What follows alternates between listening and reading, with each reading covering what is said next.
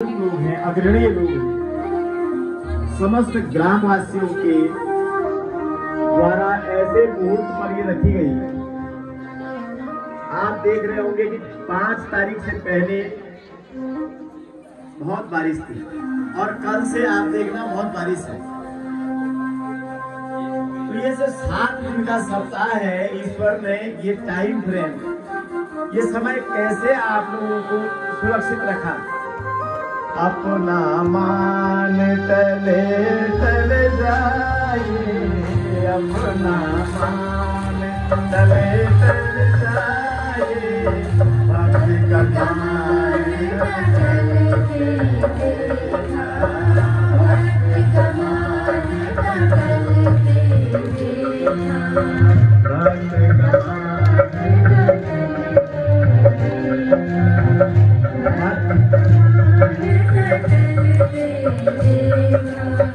माताओं बहनों, इस काल में जो ये भागवत कथा का सप्ताह ज्ञान यज्ञ हुआ, आपने कई चमत्कार देखे होंगे। यहाँ के बुजुर्गों का, जो यहाँ के देवताओं के प्रति आस्था है, वो इतना गहरा संस्कार है। और ऐसे बड़े आयोजन तभी संभव हो पाते हैं जब किसी समाज में जो नागरिक हैं, जो माताएं बहनें हैं, जो यहाँ के बुजुर्ग हैं, मुझे इस गांव की संस्कृति और परंपरा को देख करके बड़ा आश्चर्यसुखद अनुभव हुआ। 175 से ऊपर परिवार इस गांव में रहते हैं। अकेला एक गांव एक शहर के जैसा है, पहाड़ों के हिसाब से देखा जाए तो ये कथा एक शहर में हुई, सारकोट शहर में। आप लोग भले इसको गांव कहते हैं, पर आबादी देखने का सुख मुझे यही मिला।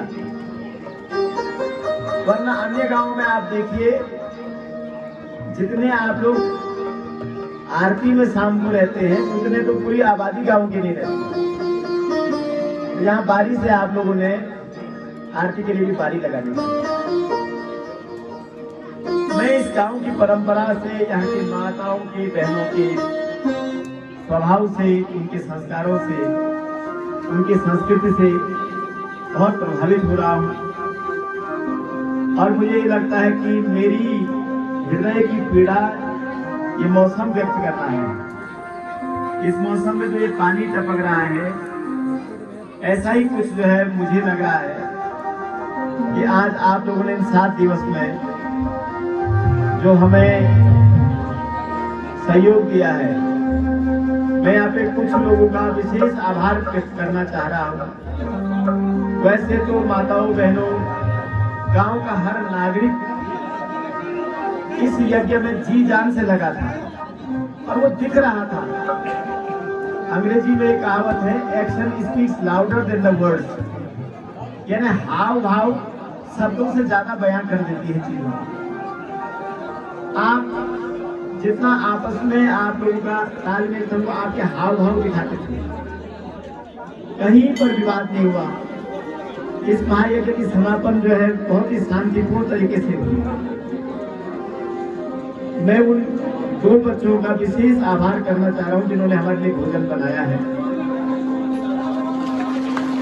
और इस प्रयास से उनके उज्जवल भविष्य के लिए मैं श्री हरि नारायण से प्रार्थना करूंगा। इस यज्ञ को परिपूर्ण करने में जो हमारे प्रमुख आचार्य हैं,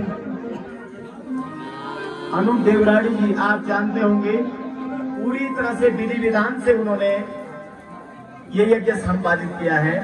एक ताली उनके लिए भी आप जरूर बजाइए।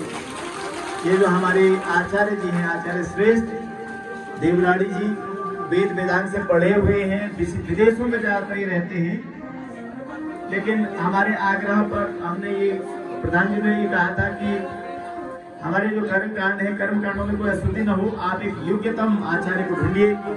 जहाँ तक हमारी पहुँच थी, उस आधार पर हमें सबसे योग्यतम आप लगे। आपका सब बहुत बहुत स्वागत, अभिनंदन, आपका बहुत बहुत आभार। माँ भराड़ी और एक बैठा भैरव आपको जो है जीवन भर सुखी रखेंगे। यहाँ से आगे आपको भगवान का आशीर्वाद है। व्यासपीठ से मैं भी आपको साधुवाद देता हूँ।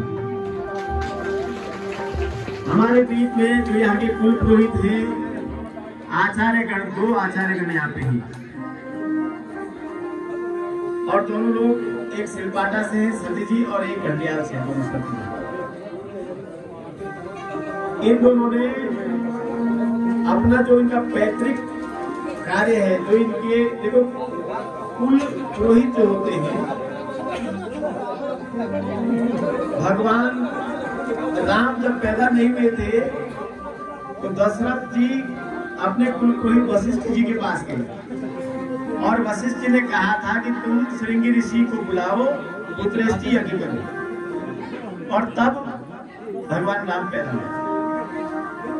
देखो एक बात कही गई है, देवाधीनं जगत सर्वं मंत्राधीनं च देवता ते मंत्राधीनं तस्मात् ब्रह्म देवता। ये सारा जगत किसके अधीन है? देवताओं के अधीन। ये बारिश देवताओं के अधीन है, लेकिन वो देवताओं को बस में कौन करता है? मंत्र। आपने वैदिक मंत्र सुने हैं 7 दिनों तक, आपके कर्ण विवरणों में वो मंत्र गए हैं, वैदिक मंत्र। आपके बच्चों के संस्कार उच्च कोटि के होंगे, विशेष तौर पर जो छोटे बच्चे हैं, इनके जीवन में एक परिवर्तन होगा इस भागवत से। आप देखना माताओं बहनों, सारकोट आज से 10 साल पहले कैसा था, आज जैसा है, और जिस दिशा में जा रहा है 10 साल बाद ये हमारे उत्तराखंड का श्रेष्ठ तंत्रों में से एक है। और उसका कारण यह है कि इन गुरुजनों का आशीर्वाद भी आपका है, तो मैं आपका भी आभार व्यक्त करता हूँ। यहाँ पे हमारे कुल पुरोहित जी जो स्वयं मेरे कुल पुरोहित हैं और जिनके कारण मैं इस पीठ पे बैठने के लिए सक्षम हूँ। मैंने पहले भगवान राम की कथा आपके लिए की थी गंगाबाई मंदिर परिषद गैरसैंण में, और तब से ही मुझे व्यासपीठ आपने आशीर्वाद के साथ सौंपी थी। और आप लोगों के लिए इस बात का भी आभार माननीय खीमानंद गौड़ जी के साथ साथ मैं सारकोट गांव के लोगों को भी आभार व्यक्त करना चाह रहा हूँ कि गैरसैंण में आपने मुझे एक पूर्णकालीन भागवत का अवसर दिया और एक व्यासपीठ पर संशोधित करते हुए इस पूरे क्षेत्र के लिए भी एक नए व्यास की उत्पत्ति भी आपने कर दी है। तो आपका बहुत बहुत आभार। हमारे जो संगीत यहाँ पर बजाते हैं, देखिए इस महायज्ञ से अनेकानेक फल निकले।